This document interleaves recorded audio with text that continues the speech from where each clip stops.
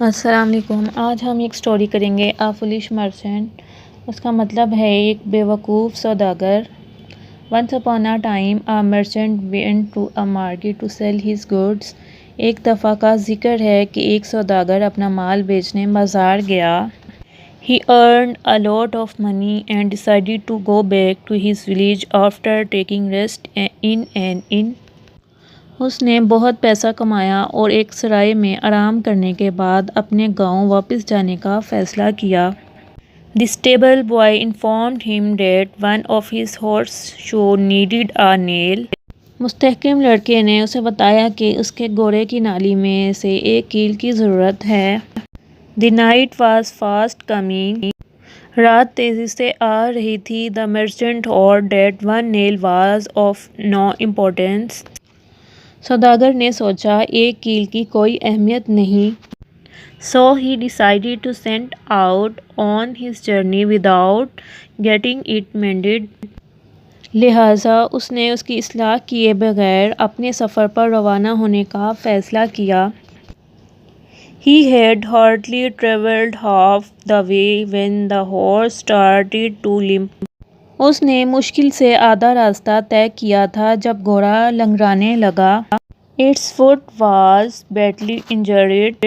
اس کا پاؤں بری طرح سے زخمی تھا۔ Now the merchant was passing through a thick jungle and darkness was prevailing all around. اب سوداگر گھنے جنگل سے گزر رہا تھا اور چاروں طرف اندھیرا چھایا ہوا تھا۔ Suddenly some robbers appeared there. He tried to gallop the horse to save himself from the robbers, but all in vain.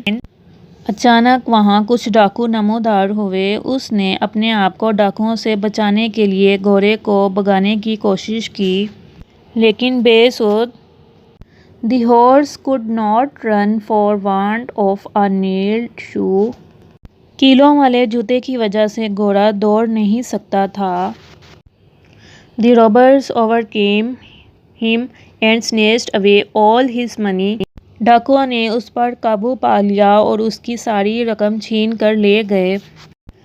Then the merchant realized that he would not have lost his hard-earned money if he had got mended the horseshoe in time. پھر سوداگر نے محسوس کیا کہ اگر وہ وقت پر گھوڑے کی نالی کی اصلاح کر لیتا تو وہ اپنی محنت کی کمائی سے محروم نہ ہوتا۔ He repented deeply, but it was no use crying over spilt milk. اس نے دل کی گہرائیوں سے دل سے توبہ کی، لیکن پھٹے ہوئے دودھ پر رونے کا کوئی فائدہ نہ ہوا۔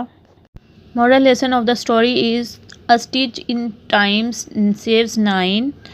اس کا مطلب ہے وقت میں ایک سلائی 9 کو بچاتی ہے۔